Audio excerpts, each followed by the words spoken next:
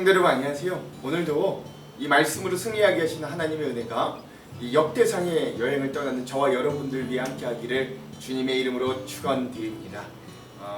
코로나로 힘겨운 삶을 살아가고 있는 우리들이지만 그래도 우리가 이 말씀을 통해서 위로와 힘과 또 삶의 의미를 얻기를 간절히 소망해 봅니다. 우리 어제 내용을 잠깐 좀 리뷰해 보겠습니다. 어제 내용은 간단합니다.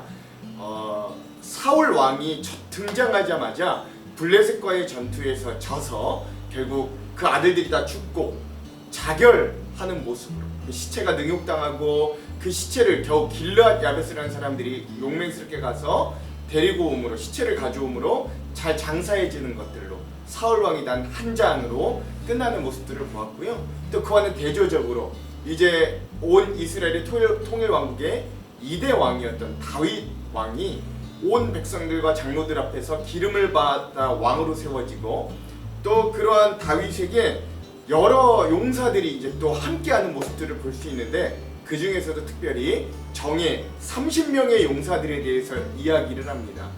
그 30명 중에서는 첫 번째 으뜸가는 3명의 대장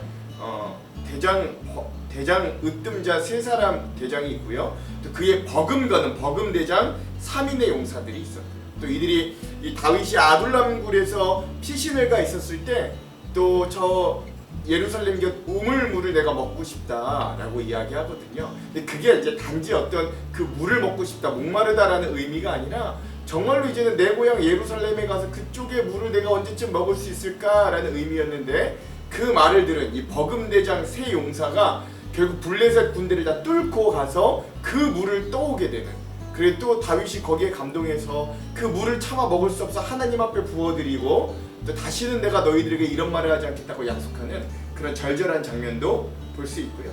이렇게 해서 다윗에게 굉장한 군인들 또 굉장한 용사들이 얼마나 많이 있었나를 보여주는 것을 우리 어제 내용으로 함께 보았습니다. 오늘은요 역대상 5번째 시간입니다. 오늘도 역시 다윗 왕의 승리 2번째 시간이고요. 이 분량은 12장에서 13장까지다 라고 할 수 있겠습니다.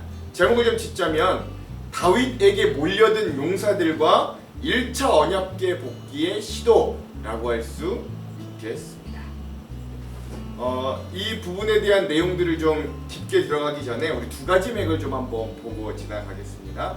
자, 첫 번째는요, 오늘 말씀을 보면 어제와 마찬가지로 다윗에게 많은 용사들이, 군인들이 몰려들어서 힘을 이루게 되었는데 이게 뭘 의미할까 여러분 잘 생각해 보시기 바랍니다. 어제는 30명, 물론 정예 군사였지만 그 30명 이후에 오늘은 정말 엄청난 군대들이 다윗에게 몰려드는 모습을 볼 수 있거든요. 이게 무슨 의미일까 여러분 한번 보시기 바랍니다. 2번째, 이 다윗이요 아주 하나님 앞에 선한 마음을 가지고 하나님도 기뻐하실 마음을 가지고 이 언약궤를 예루살렘으로 옮기던 1차의 시도 중에 실패하게 됩니다. 과연 그 원인은 무엇일까? 여러분 한번 잘 생각하면서 오늘 말씀을 읽었으면 좋겠습니다. 자, 그러면 오늘 장별로 한번 주요 사건들을 정리해 볼게요. 먼저 12장입니다. 12장은요 연속되는 어떤 다윗의 군대들, 다윗의 용사들의 명단이 어제에 이어 계속해서 등장합니다.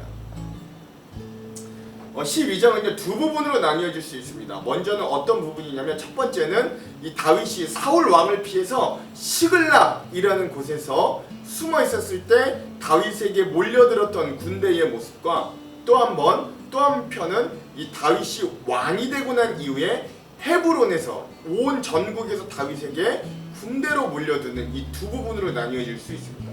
먼저 첫 번째 부분은요, 이 사울이 왕이 되어 있었을 때 다윗이 시글락이라는 곳으로 도망 중에 있었습니다. 이 다윗의 상황이 어떤 상황이었냐면 이 블레셋에서마저도 이제 목숨이 위태로우니까 미치광이 역할을 해서 도망해야만 했던 굉장히 비참한 처지에 처해 있던 상황이었습니다. 그럼에도 불구하고 이 시글락에 숨어있는 그 다윗의 비참한 상황 가운데서도 이 다윗에게 용사들이 몰려드는 겁니다. 먼저 베냐민 지파의 용사들이 이 다윗에게 몰려들었어요. 근데 여러분 이 중요한 게 뭐냐면 이 베냐민 지파는 어떤 지파냐? 지금 왕인 사울 왕의 동족이었거든요. 그럼에도 불구하고 이 베냐민 지파의 용사들이 다윗에게 몰려드는 겁니다. 또 갓 지파의 용사들이 다윗에게 몰려들었고요. 유다 지파의 용사들, 므낫세 반 지파의 용사들이 다 다윗에게로 몰려들었습니다. 대세도 아니었어요.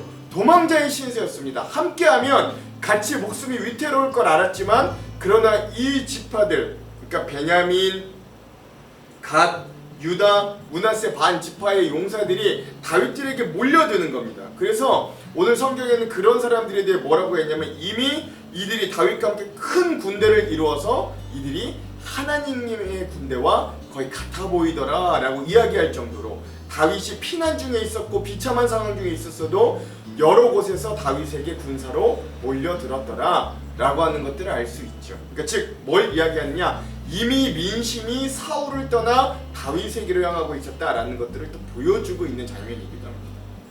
또 하나, 이제 다윗이 왕이 되고 난 이후에 모여든 용사들의 명단이 등장합니다.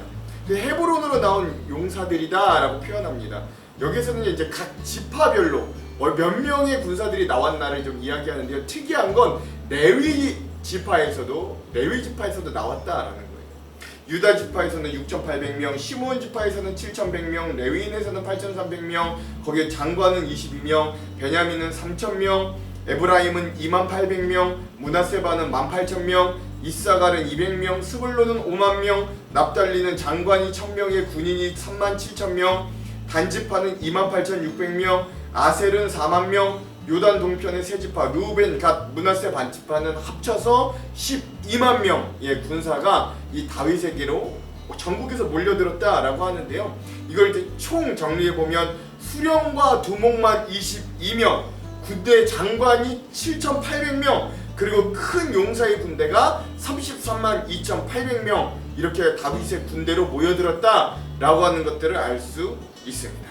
자, 이렇게 12지파 전국 각지에서 군사들이 모여들었더니 다윗이 이 군사들에게 먹을 것들과 또 잔치를 베풀어서 모두가 다 기뻐하는 모습으로 이 12장이 마무리됩니다. 자, 13장에서는요 드디어 이렇게 군대도 재정비되었고 왕으로 온전히 섰던 다윗이 예루살렘도 어제 정복했죠. 다윗이 그 수도로 세운 예루살렘에 언약궤를 옮겨오려는 1차 시도가 있고요. 근데 안타깝게도 실패하는 모습을 또 볼 수 있게 됩니다. 자, 이렇게 왕권이 안정되고 군대가 부강해진 다윗이 천부장과 백부장, 제사장과 레위인들을 모이게 합니다.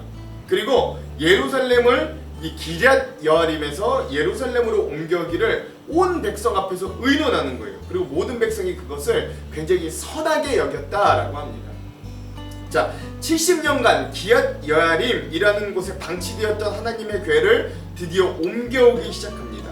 아비나답이라는 사람의 집에서부터 언약궤를 가져오기 출발하는 거예요. 자, 온 무리가 이 노래와 주악으로 굉장히 기뻐하면서 막 이 언약궤를 가지고 오는 일들을 시작했습니다.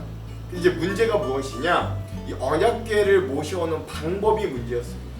이 여러분 민수기나 이제 이런 여러 가지 그 율법의 내용을 보면 하나님께서 이 언약궤를 어떻게 옮기라고 하셨냐면 레위인 중에서도 레위인 지파 중에서도 고앗 자손의 사람들만이 이 언약궤를 옮길 수 있었고, 또 이 언약궤를 옮기는 방법은 뭐 소나 이런 수레에 실어가는 것이 아니라 그 고앗 자손들이 직접 그 갈고리에 긴 장대를 껴서 그것들을 이 사람들이 직접 메고 옮기라 라고 했거든요. 그런데 다윗과 이 당시 사람들은 그런 것들을 생각할 겨를이 없었는지 소 2마리가 뜨는 수레에 이 언약궤를 싣고 특별히 또 그 언약궤를 옮기는 두 사람이 다 고앗 자손이 아니었어요.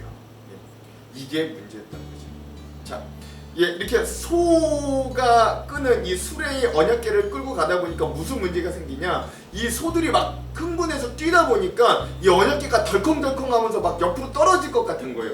그러다 보니까 이 책임자 우사가 손을 펴서 이 떨어질 것 같은 궤를 잡아 붙들었습니다. 그러자 하나님의 거룩한 언약궤에 손을 댄 우사를 하나님이 진노하셔서 쳐서 죽게 만드십니다. 그리고 그곳의 이름을 베레스 우사다라고 짓게 되는 거죠. 이런 일련의 사건이 이뤄지자 다윗이 갑자기 하나님이 두려워져서 궤를 옮기는 일을 잠시 중단합니다. 그리고 그 주변에 있는 오벳 에돔이라고 하는 레위인 고앗 자손의 집에 3개월간 언약궤를 모셔두죠. 그랬더니 그 레위인 고앗 자손이었던 오벳 에돔의 집에 모든 소유의 복을 하나님이 내리시면서 이 13장의 내용이 마무리됩니다.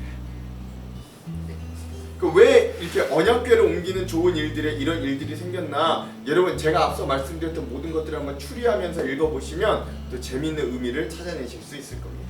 자, 그럼 오늘의 핵심 구절들을 한번 살펴볼게요. 오늘 12장의 핵심 구절은요 38절에서 40절의 말씀입니다. 제가 한번 읽어볼게요. 이 모든 군사가 전열을 갖추고 다 성심으로 헤브론에 이르러 다윗을 온 이스라엘의 왕으로 삼고자 하고 또 이스라엘의 남은 자도 다 한마음으로 다윗을 왕으로 삼고자 하여 무리가 거기서 다윗과 함께 사흘을 지내며 먹고 마셨으니 이는 그들의 형제가 식물을 준비하셨으며 또 그들의 근처에 있는 자로부터 이사갈과 스불론과 납달리까지도 나귀와 낙타와 노새와 소에다 음식을 많이 실어왔으니 곧 밀가루 과자와 무화과 과자와 건포도와 포도주와 기름이요 소와 양도 많이 가져왔으니 이는 이스라엘 가운데 기쁨이 있었음이었더라. 아멘. 이 다윗이 왕이 되고 난 이후에 12지파에서 몰려들은 이 군인들과 이 온 용사들과 함께 크게 잔치를 베풀어 온 땅이 기쁨이 돼 있는 이런 다윗과 군인들의 모습을 이 12장의 요절로 삼아봤습니다. 오늘의 마지막 13장의 요절은 13절에서 14절입니다. 제가 한번 읽어볼게요. 다윗이 궤를 옮겨 자기가 있는 다윗성으로 메어들이지 못하고 그 대신 가드 사람 오벳 에돔의 집으로 메어가니라. 하나님의 궤가 오벳 에돔의 집에서 그의 가족과 함께 석 달을 있는지라 여호와께서 오벳 에돔의 집과 그의 모든 소유의 복을 내리셨더라. 아멘. 다윗이 선한 마음, 하나님이 기뻐하실 마음으로 언약궤를 1차 시도에서 예루살렘으로 옮기려고 하였으나 그 방법이 잘못되었으므로 결국 하나님이 그 언약궤에 손을 댄 우사를 치셔서 이것이 중단되게 하시고 결국 그 주변에 있는 고앗 자손 오벳 에돔의 집에 언약궤가 머물게 하심으로 그 오벳 에돔의 3개월간 동안 엄청난 축복을 내리시는 하나님의 모습을 이 13장의 요절로 삼아봤습니다. 자, 그럼 우리가 다 같이 주안점 3가지를 함께 살펴보고 기도하고 말씀을 읽어볼게요. 먼저 첫 번째입니다. 어제에 이어 오늘의 말씀에도 다윗에게 몰려드는 수많은 용사들에 대한 명단이 등장합니다. 이 용사들의 명단은 앞서 말씀드렸듯이 두 부분으로 나뉘어지죠. 첫 번째는 다윗이 사글락이라고 하는 동네에서 사울을 피해 도망 중에 있었을 때 몰려들었던 용사들의 명단과 또 둘째는 다윗이 왕이 되고 난 이후에 헤브론을 12지파 전국 각지에서 몰려든 용사들의 이야기입니다. 저는 특별히 첫째 부분, 즉 다윗이 시글락이라고 하는 곳에 도피되어 있는데도 불구하고 많은 용사들이 몰려오는 곳에 집중해보고자 해요. 놀라운 사실은 하나님께서 다윗과 함께 하시니 민심이 다윗을 향하게 되었다라는 사실입니다. 즉 민심은 천심이라는 말이 여기에 딱 적용될 수 있는 거죠. 하나님께서 민심을 일으키셔서 다윗 왕의 동지파 사람들인 베냐민 사람들까지도 다윗에게 용사로 몰려들게 하셨습니다. 즉 이것은 다윗의 도망 시절 초기 400명의 비류뿐만 아니라 수많은 사람들의 마음이 다윗을 향하게 하신 하나님의 움직이심이다 라고 할 수 있는 거죠. 사울 왕은 사람들의 마음이 사울 왕은 자신의 어떤 절대적인 권력과 힘을 사용하여 다윗을, 하나님이 기름 부으시고 선택한 다윗을 주변부로 쫓아내고 목숨을 위협했지만 하나님께서는 그것보다 더 크신 능력과 그 민심을 들어 다윗이 강력한 왕이 되도록 이미 준비하고 계셨다라고 하는 걸 우리가 좀 기억할 수 있어야 되는 거예요. 그렇죠? 즉 우리가 상황과 환경이 어떠하냐가 중요한 게 아니라 우리가 언제나 하나님과 함께 동행하고 그 마음의 중심을 하나님과 함께하고 있느냐가 중요한 거예요. 그러면 하나님은 언젠가 우리를 회복시키실 준비를 이미 하고 계신다라는 것들을 아실 수 있어요.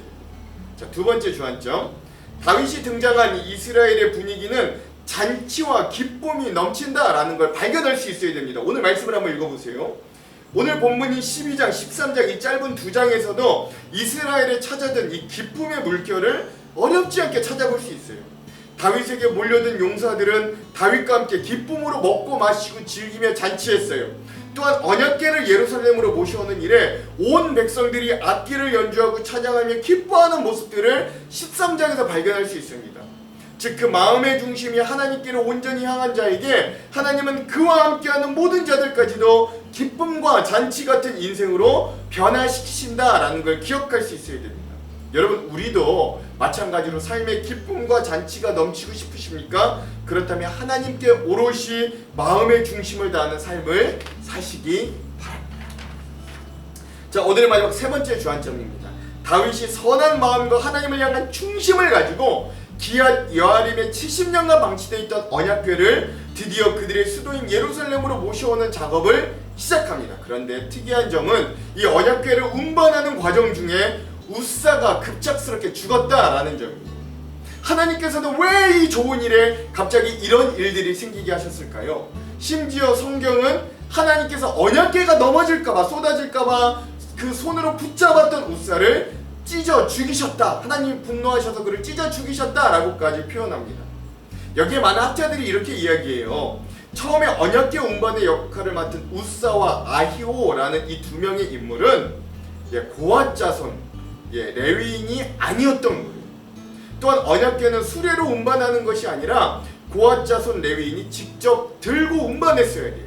결국 우사가 갑자기 즉사한 모습을 본 다윗이 하나님의 분노가 무서워서 겁이 나서 그 언약궤를 레위인 고앗 자손인 오벳 에돔의 집에 머물게 하였고요. 그때 신기하게도 그 오벳 에돔의 집에 3개월간 하나님의 놀라운 복이 임하게 됨을 모두가 보게 됩니다. 즉 우리는 이러한 사건을 통해 뭘 알 수 있냐면, 아무리 신앙적으로 좋은 의도를 가지고 일을 하여도 하나님께서 요구하시고 기뻐하시는 선한 방법대로 그 일들을 진행해야 한다라는 것을 깨달을 수 있어야 돼요.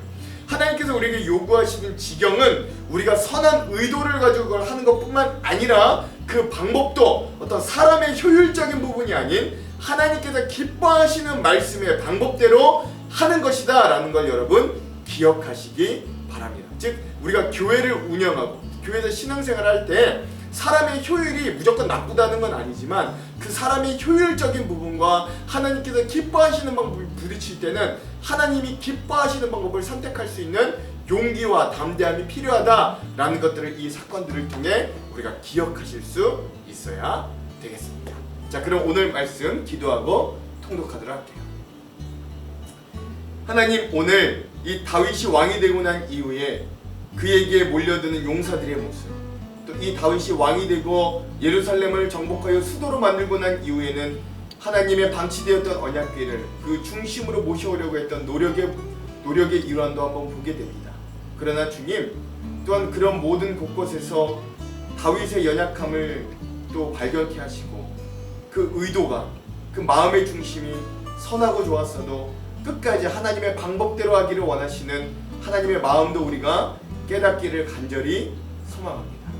그러나 주님, 이 말씀들을 통해 하나님의 마음에 흡족한 다윗이 왕이 되었을 때 그 백성들과 그 군대가 기쁨과 잔치로 가득한 인생이 되었듯 오늘 우리의 인생도 하나님의 마음에 합한 자, 이 마음의 중심이 하나님께 닿은 자가 되어 우리 인생에도 하나님이 주시는 축복과 기쁨과 잔치와 같은 삶이 계속되도록 인도하여 주시옵소서. 우리의 삶을 그렇게 만드실 주님을 기대하오며 예수님 이름으로 기도합니다.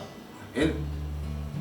그럼 사랑하는 성도 여러분, 오늘 하루도 말씀으로 승리하십시오. 사랑하고 축복합니다. 화이팅! 제12장.